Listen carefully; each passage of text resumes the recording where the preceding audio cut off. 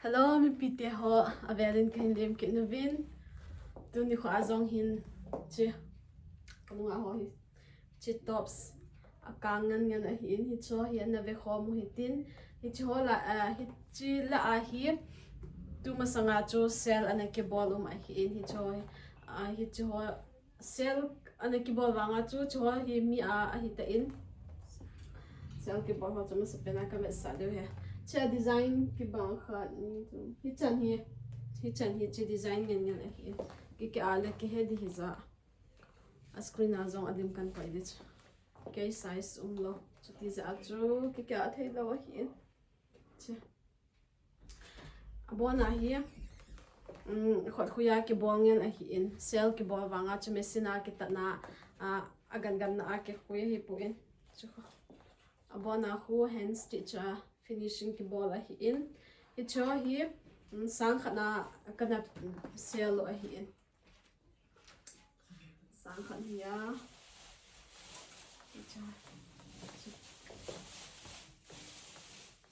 ki alin ke hin ka se banga cho no lang umbrella hi za size lo za pa im la hi cho a hi in aban le tu a hi ade o ma hi zong de I hui thei ki no hin e wanga chu tu tha march awang hi bona order a full ta in order booking ki bol full ta in April adinga or I khat in ki bol theu he color hi e ma dei de ya uma hi in asan cha ka ngai ten asan avom aban le brown green yellow bona ki mu de color he ema size iti hi zong le hi chi pen hi sang khana ka pi o hin ka sei banga chu 3XL 4XL ti lang ho bang kho hi ting le za khat zan ni man tam mai the nga ze chu pon man hu ni kha wal de ta ya cha design hi so hi abona ki bang a hi abona ki hi chan hi ki bang a hi in ada ho zong kan le sa de he tun a hi color dang kan zau sa lo a hi akang kyu se kan zau sa hi chimangam aban le mangvam hi su na zong a min chiwang hi azem cho ma hin chi su na hi lo ai kha se a tops se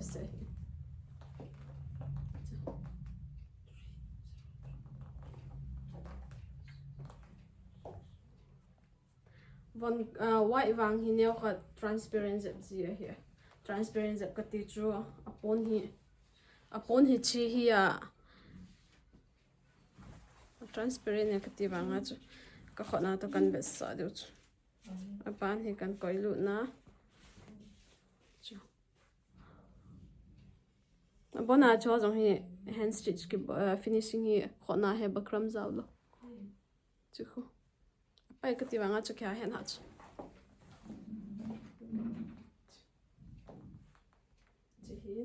I cho wa hi man hin sei da tan ka tin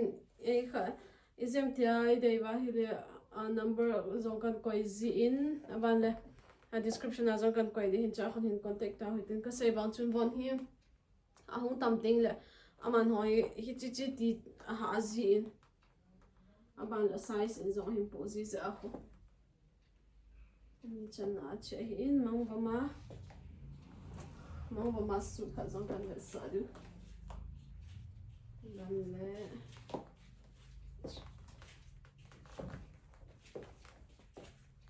Che design here. Ichi ka kya nan din yang kan koi thela kan koi de.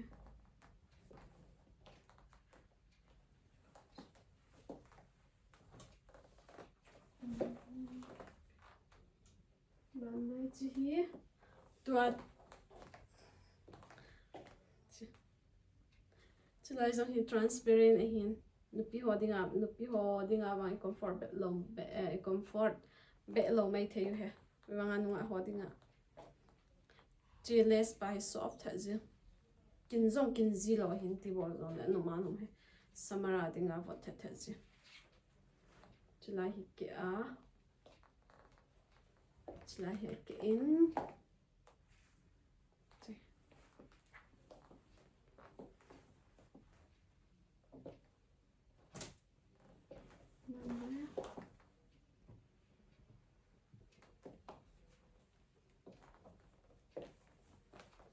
trong cái mà size xem nào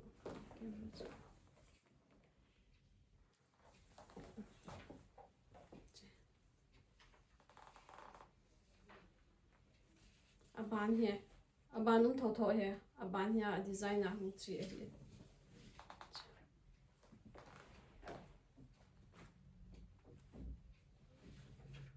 sai banga chu kya la ke the zi di za e kinya va e ma sai som si la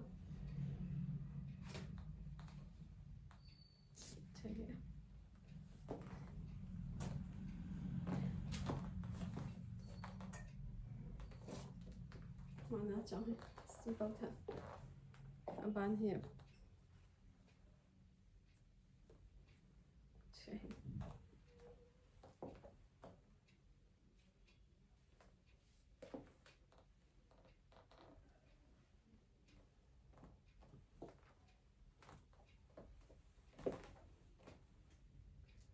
Bale si mang va ma hi sun hia apon me jang ka me sa du cha ba na zem hi nhai de zong lai ho tu khanai de zong lai ho tu em ho de pon ve hi za nya umin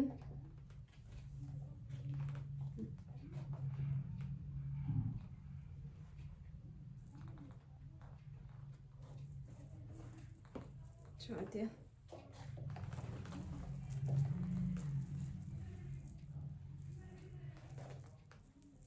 Chadil hisa. Chapon ve.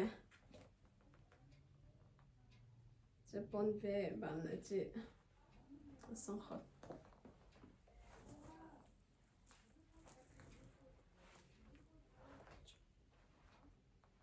Chi hi khan hisa ban le. Khana zong kan ve sa ki de sang khol design za chong se ma.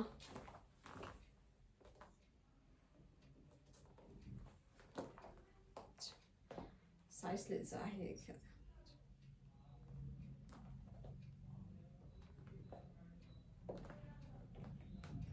Ka sei banga chon sem hi cha he ba na ni ka lo mo zong la hi the hi aba na khat pa chu akil lo hin chi pa he akil ma chu size le za he ke mo so the ha he chi la ngong song ke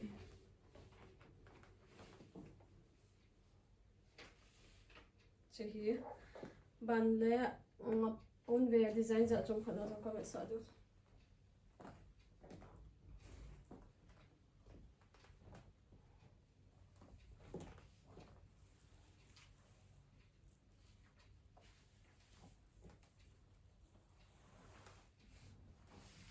Adil wang he ke bangin adil chen da sa da ta adil chu tin mo ko koi ta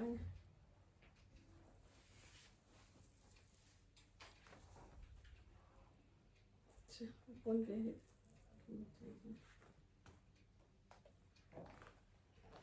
che chai bits chi he mu adila che adila che ki mu pen na che ki mu pen hi che pon ve a he aning zo si a chi ti ten yang hi su nai de le the hi che te zong hi thei ban le che pen ve sa ma sa pau chu che pa dong hi the adi ta chu chi ten hi su hin mi order here a combination cho kan ve so hin chi mi order here deal chu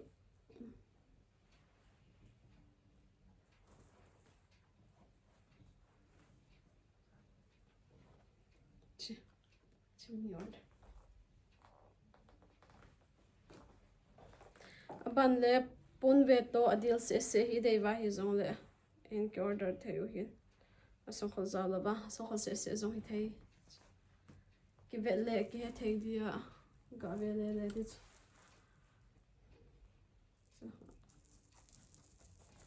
chilaya ka sei banga chu cha a chi si hi che ki mo si pon ve azong chi a hi aban le pon ve hi a sai chana zem lo na khat ke pon chi a adang sisi hi mang bom nge hi teng cho sisi zong hi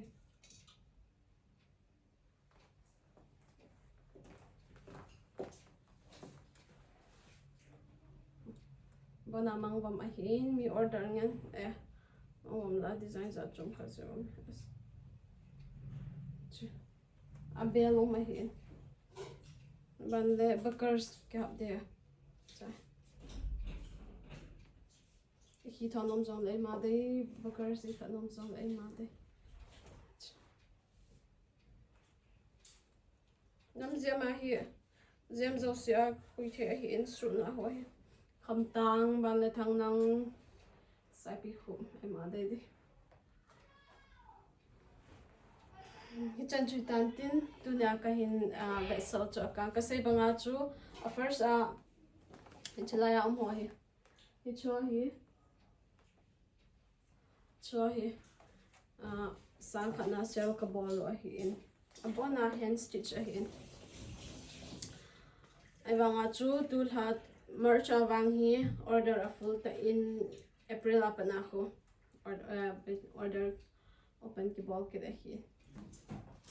chan chu tan tin aban video nong tin ek mo to kita hite